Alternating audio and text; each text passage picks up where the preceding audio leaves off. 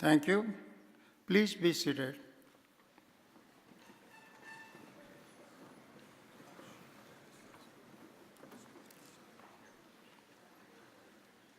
Provost Zukowski, Dean Kane, and distinguished guests. The candidates for degrees, the faculty, the staff, families, and friends of the candidates are assembled. I therefore declare the commencement exercises of the University at Buffalo, the Jacobs School of Medicine and Biomedical Sciences, and Roosevelt Park Graduate Division to be officially open.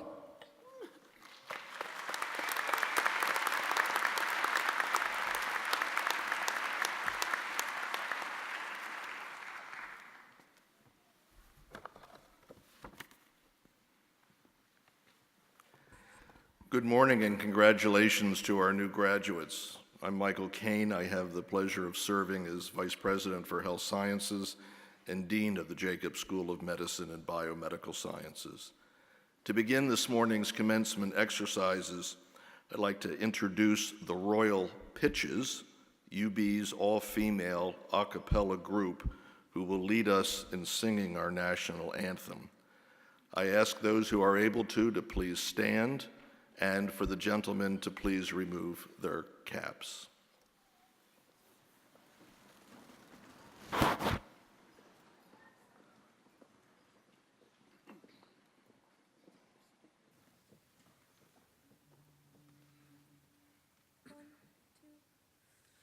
Oh, say, can you see by the dawn's early light what so proudly we hailed at the twilight's last gleaming, whose broad stripes and bright stars through the perilous fight o'er the ramparts we watched were so gallantly streaming, and the rocket's red glare, the bombs bursting in air, gave proof through the night that our flag was still there. Oh, say, does that star-spangled banner yet wave o'er the land of the free and the home of the brave?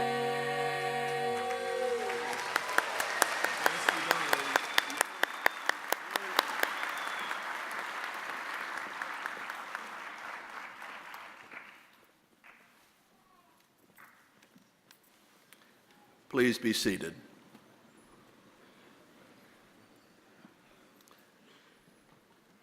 Again, welcome to this very, very special day for all of us. The graduates before us will soon receive their well-deserved and well-earned degrees. All of you in the audience, parents, spouses, family members, and friends appropriately exude pride and joy for their accomplishments. To the class of 2018, my heartfelt congratulations. We look forward to and expect you to continue to have and develop leadership roles in national and international biomedical education and biomedical research. I also want to take a moment and recognize and thank the tireless efforts of our faculty and staff for preparing this outstanding class for their careers in biomedical sciences. Please join me in recognizing our faculty.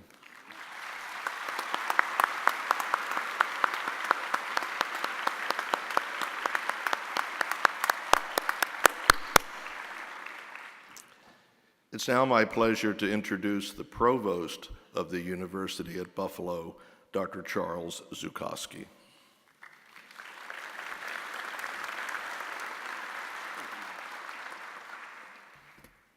Well, good morning. Welcome and thank you for joining us for the 2018 Jacobs School of Medicine and Biomedical Sciences commencement. I'm simply thrilled to be here today. The graduations are the best time of the year. I'm glad to be here with you, our graduates, your family, friends, and the university communicate to celebrate the graduates' exceptional achievements to date and eagerly anticipate all that you will accomplish in the future. As one of the nation's leading public research universities, UB has a mission of creating new knowledge and communicating this knowledge to you, the next generation of leaders, professionals, researchers, and citizens. We take seriously our responsibility to improve the human condition through our scholarship, clinical care, and engagement. Graduates, as UB students, you have been partners in the process of seeking and using knowledge to build a better world. You have learned from the most respected thought leaders, scientists, teachers, and practitioners who have designed your degree programs to prepare you for future success. You have developed broad and deep domain knowledge in biomedical sciences and put this knowledge into practice through internships, scientific collaborations, laboratory rotations, and study abroad opportunities. You have taken advantage of our Jacobs School of Medicine and Biomedical Sciences cutting-edge research facilities by participating in faculty-led and individual research opportunities in basic clinical and translational sciences. You've even gone so far as to translate labs physically from one campus to another. This research and the move have helped us better understand how biomedical sciences work and how to treat diseases. You have worked hard, graduates. You've gained exposure to ideas, scientific concepts, and technologies, and had meaningful interactions with your peers and your professors. These are the experiences that shape your unique perspective and way of approaching the world. It is this distinctive combination of classroom applied learning, research, and collaborations that enables you to develop the creativity, innovation, empathy, and leadership skills needed to be successful as professionals, scientists, teachers, and thought leaders in the biomedical sciences.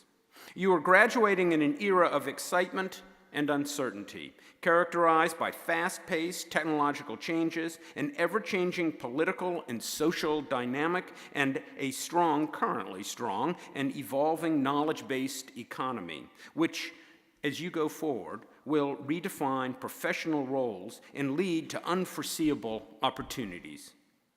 We are seeing accelerating scientific discovery translating into technologies and new medical treatments. You will be at the forefront of this, and your time at UB has prepared you well to be a leader in this process. Your education has prepared you to be flexible and responsive to shifting trends and needs, meet challenges head-on, be lifelong learners, and to take advantage of opportunities. These are the attributes that will assure your success in the future, no matter what it may bring. Each of you, graduates, has the capacity to change the world, and I urge you to take what you have learned here at UB and apply it to the betterment of society. My sincere and heartfelt congratulations to the 2018 University at Buffalo Jacobs School of Medicine and Biomedical Sciences graduates. We, and I personally, am very proud of you and all that you have accomplished. Congratulations.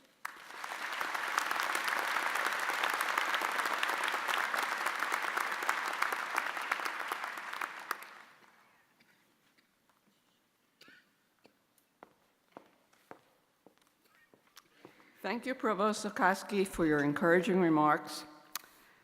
I would like very much now to introduce our commencement's honored speaker, Dr. Lauren O. Bakelitz. Dr. Bakelitz received her Master's of Science and PhD degrees in microbiology from The Ohio State University. At present, Dr. Bakelitz is a College of Medicine Distinguished Professor in the Departments of Pediatrics and of Otolaryngology at The Ohio State University College of Medicine.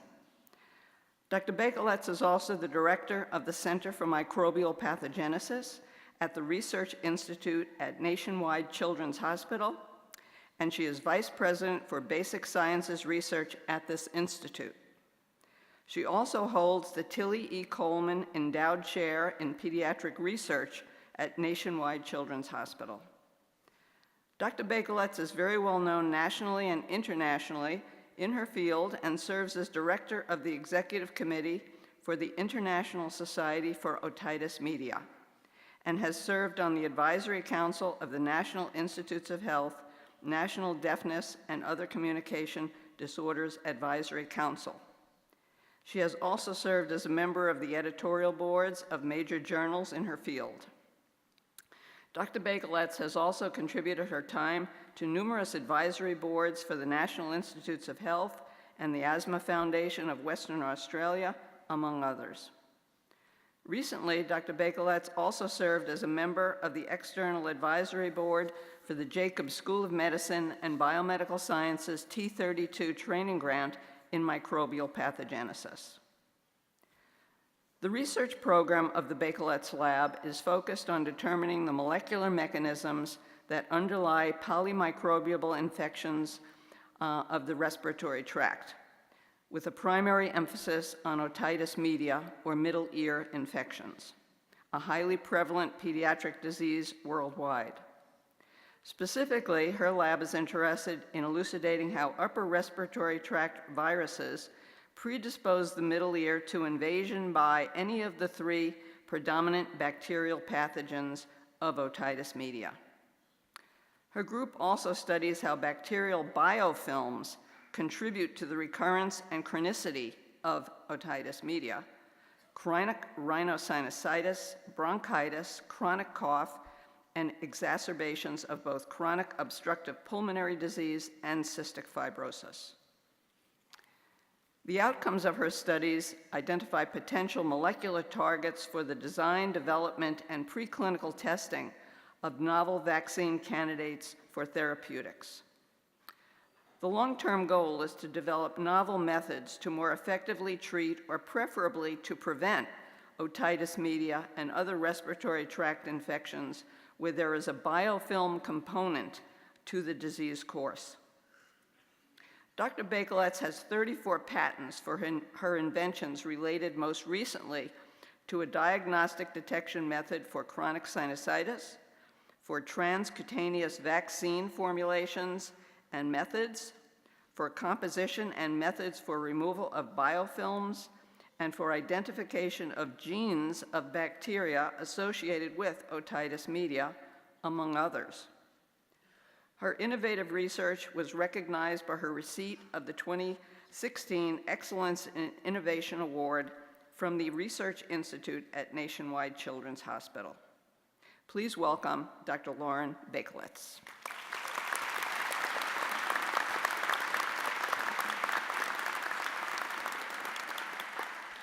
Thank you. Provost Zukoski, Dean Kane, distinguished guests, faculty, beloved family members, cherished friends, and most importantly, the graduating class of 2018, I want to thank you for the privilege of speaking to you on this truly significant and momentous day in your lives.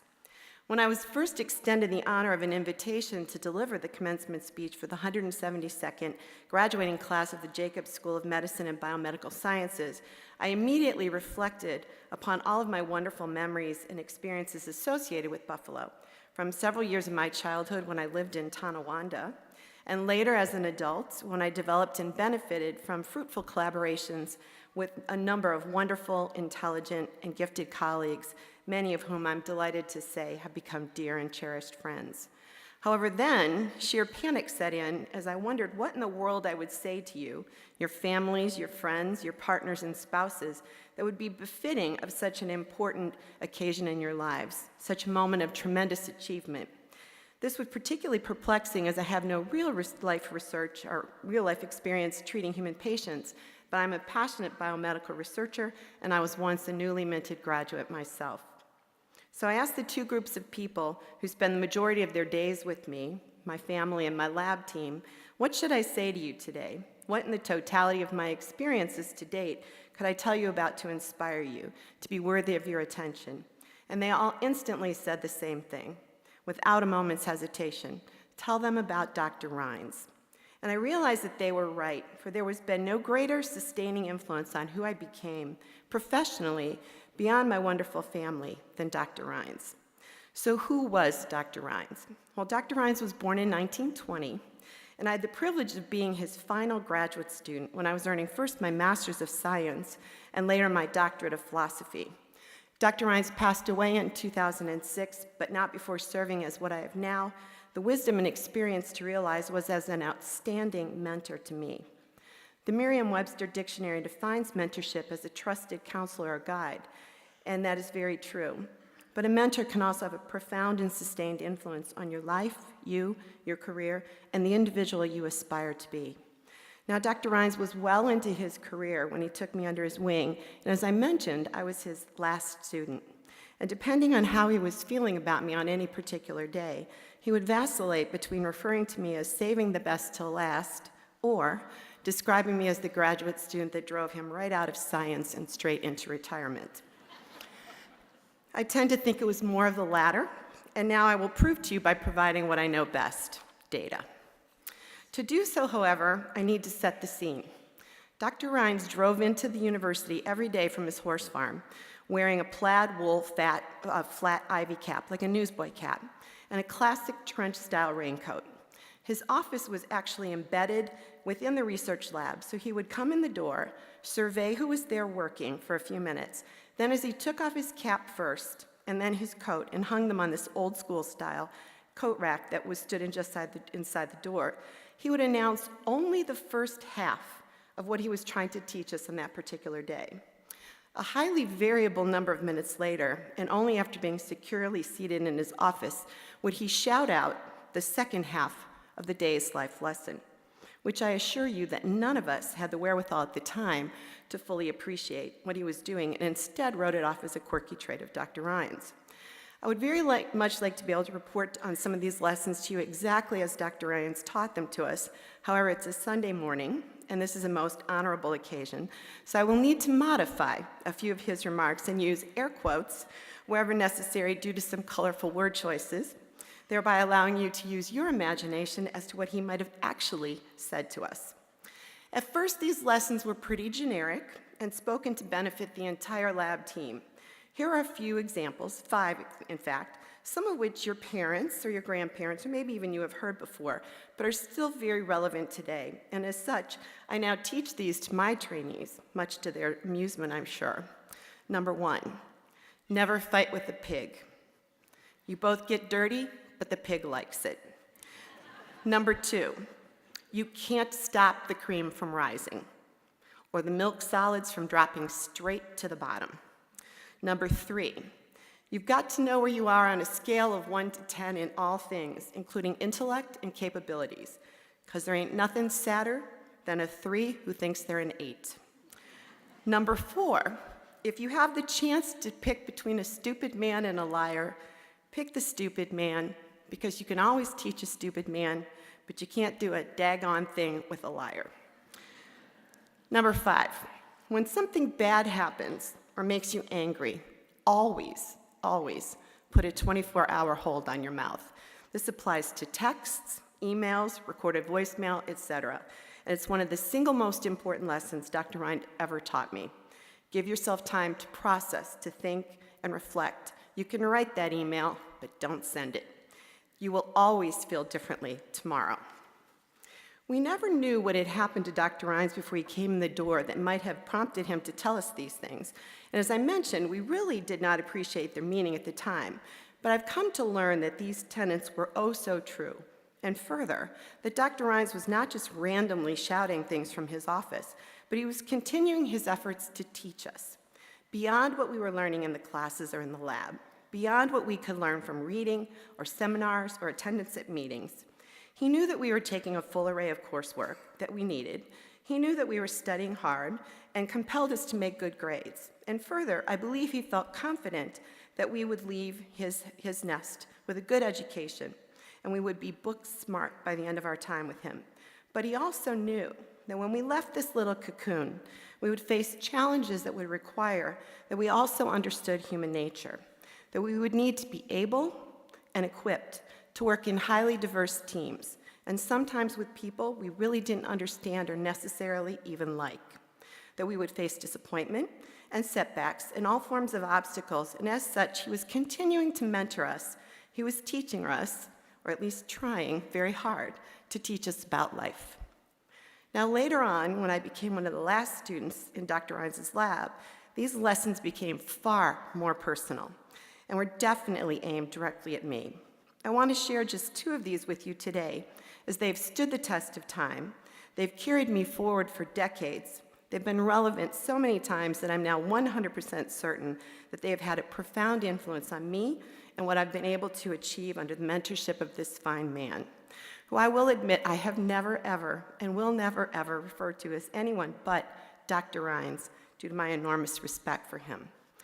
So one day, Dr. Rines arrived to find me stomping around the lab in my Frye boots. This is the first time they were cool, expounding on how clearly idiotic the reviewers of my first paper were.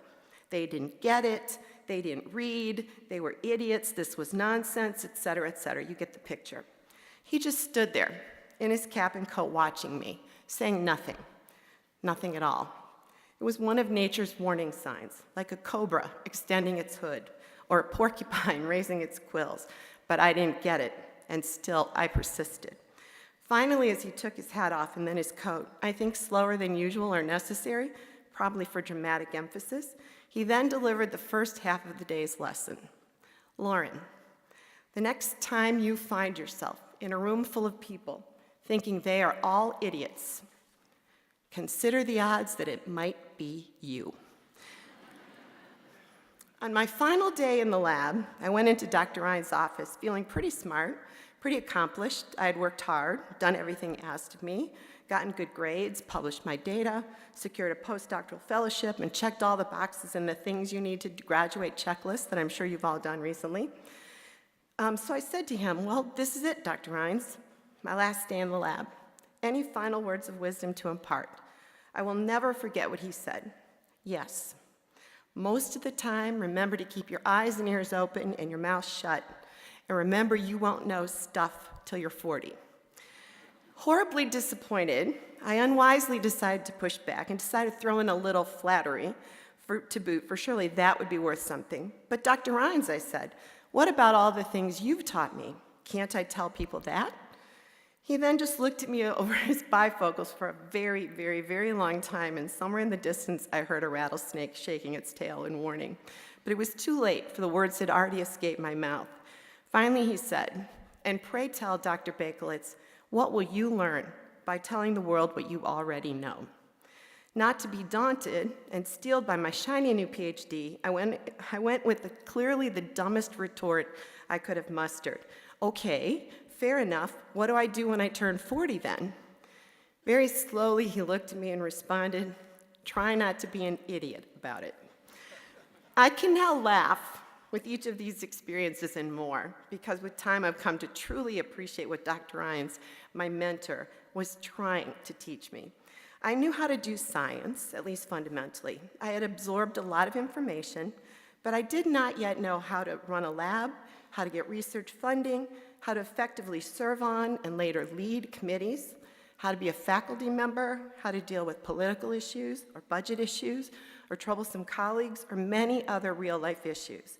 I did not yet know that life and experiences would continue to teach me and for many years to come, and that this education was equally as important as that which had been bestowed upon me as I earned my degrees.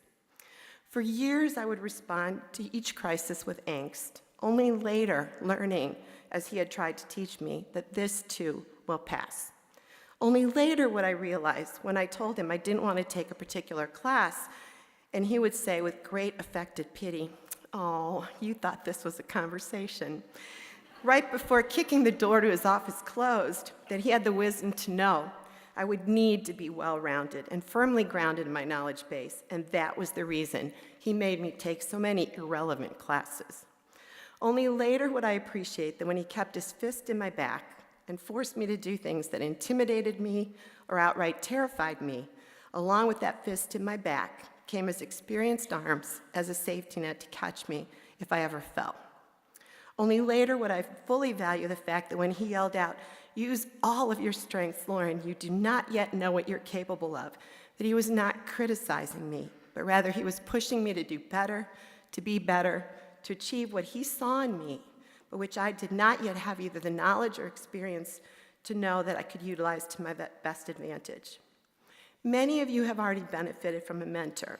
They take many shapes and sizes, but what they all have in common is they will always, always tell you what you need to hear and not what you want to hear. And while many of you, I'm sure, are tremendously grateful to the mentors who have supported you to this point in your life, I guarantee you that this gratitude will only deepen and grow with time. And one day you too will have that aha moment when you finally recall just where you were and what you were doing when someone who cared about you enormously, about your future, tried to teach you something you weren't quite ready yet to fully value. And on that day, and it will come, I hope you will reach out to that person or persons and let them know how much you appreciated their efforts. Now, as you go forward to new opportunities and exciting venues, armed with your fresh and most well-deserved degrees, keep your enthusiasm for learning.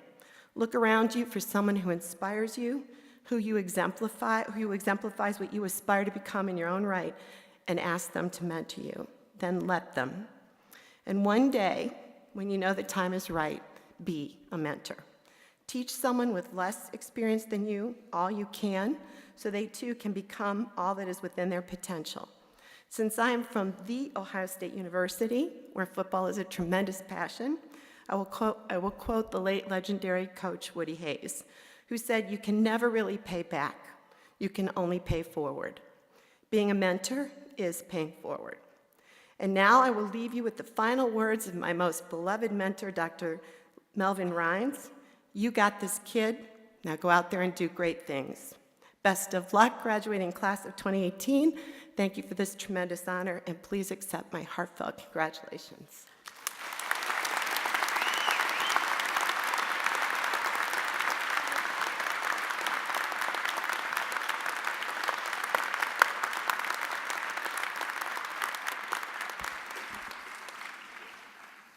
Thank you, Dr. Bakelitz, for that very inspiring talk.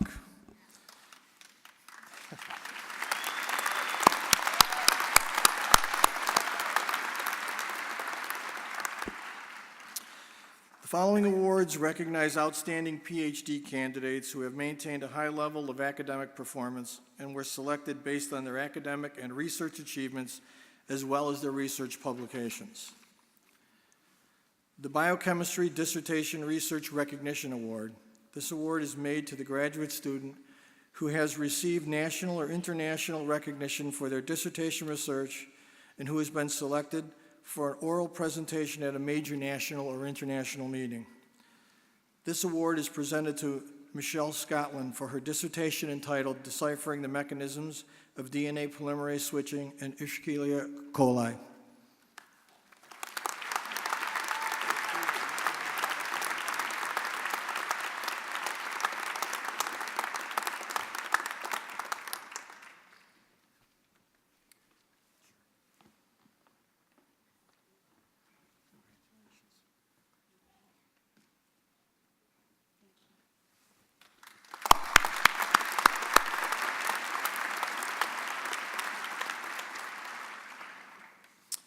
The Microbiology and Immunology Award for Excellence in Dissertation Research in memory of Dr. Murray W. Stinson.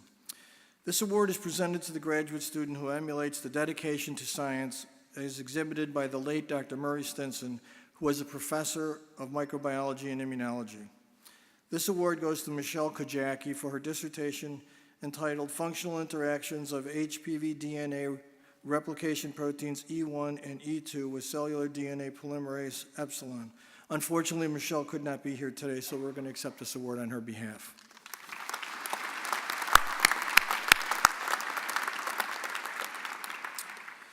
The Dennis Higgins Award for PhD Dissertation Research in Pharmacology and Toxicology is presented to a doctoral student in recognition of outstanding dissertation research and academic accomplishments. The department looks for these academic accomplishments combined with a spirit of collegiality and community service, reflecting the values exemplified by the late Dr. Dennis Higgins, who was a professor of pharmacology and toxicology. This award is presented to Justin Simeon for a dissertation in the neuroscience program entitled Further Characterization of Imidazole I2 Receptor Agonist-Induced Anti-Nociception.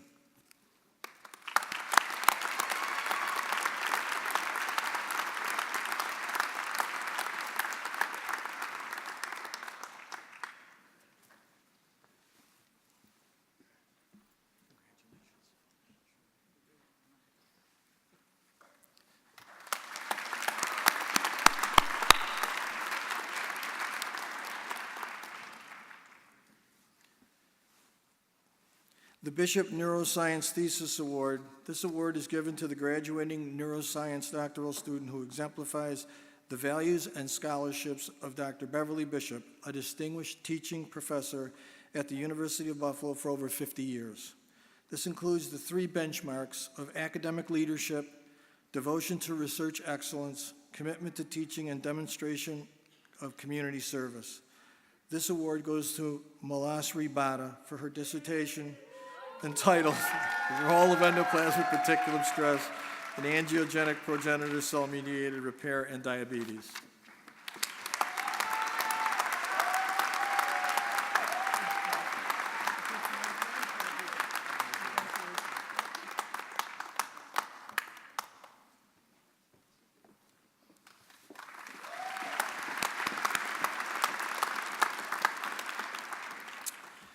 The Jacobs School of Medicine and Biomedical Sciences Dean's Award for Outstanding Dissertation Research. This competitive award recognizes an outstanding dissertation by a graduate student in the school as well as a distinguished academic record and curriculum vitae that includes publications, abstracts, and presentations. This award is also presented to Justin Simeon in the neuroscience program for his dissertation entitled Further Characterization of Imidazole I2 Receptor Agonist-Induced Anti-Nociception. Congratulations, Justin.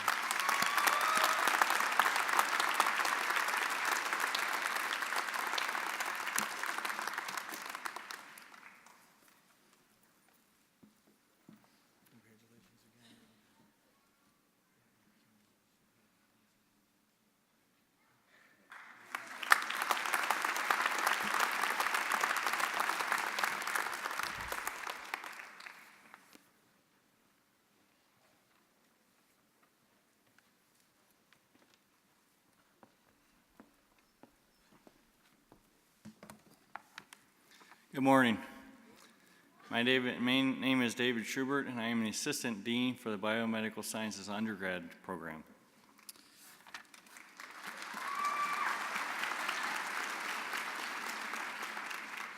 At this time, we would like to proceed by recognizing several undergraduate students with awards for their academic achievements.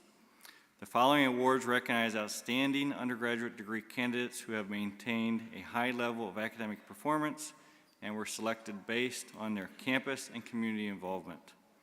Each recipient will be presented with a monetary gift from his or her respective program director on behalf of the department and can be identified by the blue cord they are wearing. So as I call your name, can you please come up to the stage and accept your award? For biochemistry, Andrew Lisa Jones.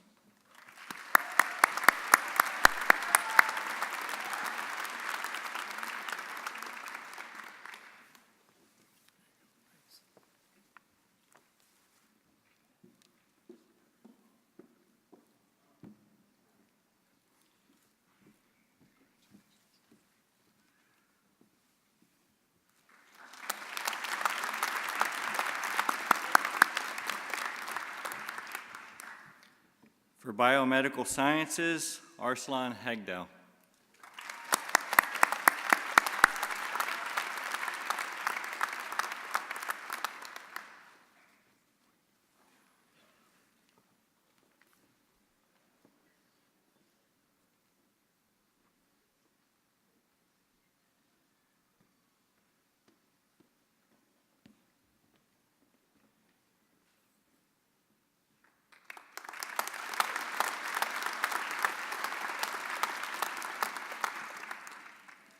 For biotechnology, Chelsea Marie Cotter.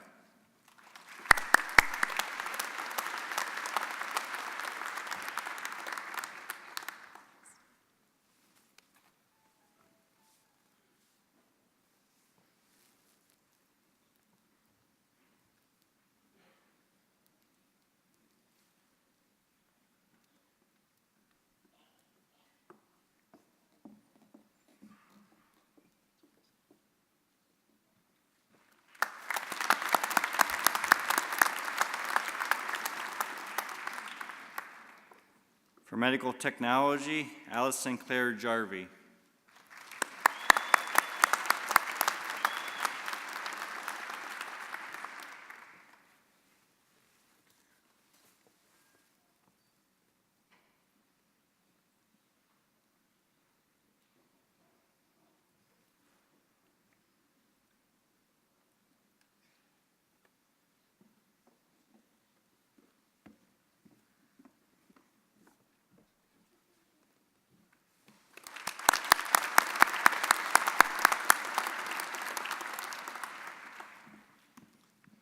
For nuclear medicine technology, Fletcher McComb.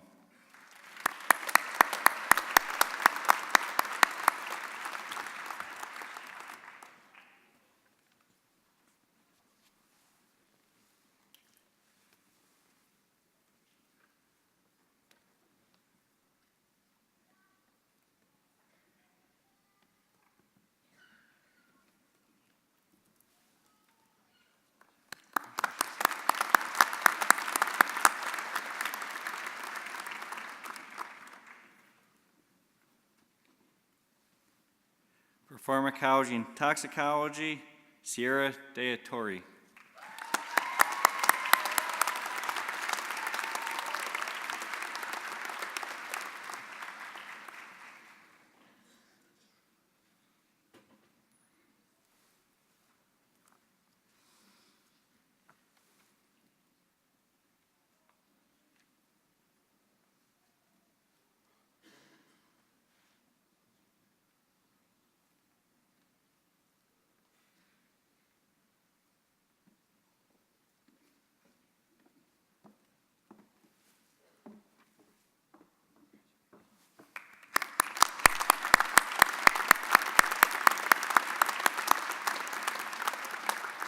Nice hat.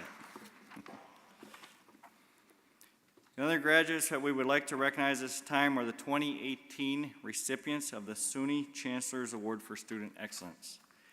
This is the highest honor bestowed upon an undergraduate student within SUNY, as it recognizes them for the integration of academic excellence with other aspects of their lives. The Jacobs School of Medicine and Biomedical Sciences is proud to announce 2 SUNY Chancellor's Awards for Student Excellence winners. As I read your name, can you please stand at your seat and be recognized? Michaela Feo.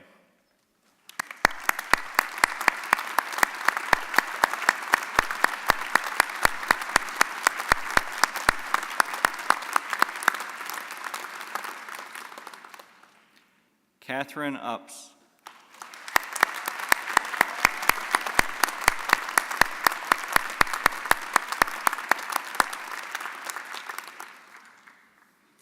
At this time, I would like to introduce Dean Kane for the presentation of PhD Candidate Awards.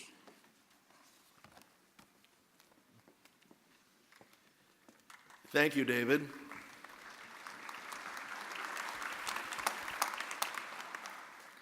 It's time to confer some degrees. Will the candidates for the degree of Doctor of Philosophy please rise and remain at their seats? Provost Zukoski, on behalf of the faculty of the university, I have the honor of recognizing these candidates. They have met all of the requirements of the university and are recommended to you by the faculty for the Doctor of Philosophy degree.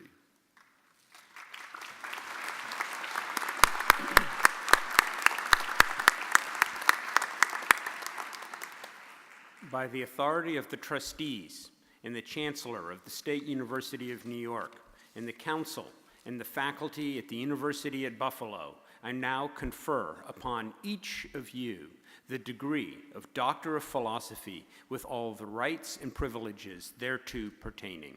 Congratulations.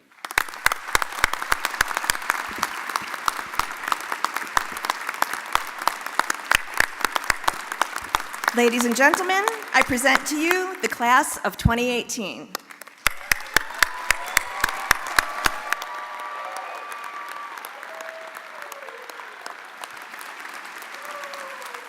Degree candidates will be called to the stage to be congratulated. I'll read each student's name and department and the title of their PhD thesis.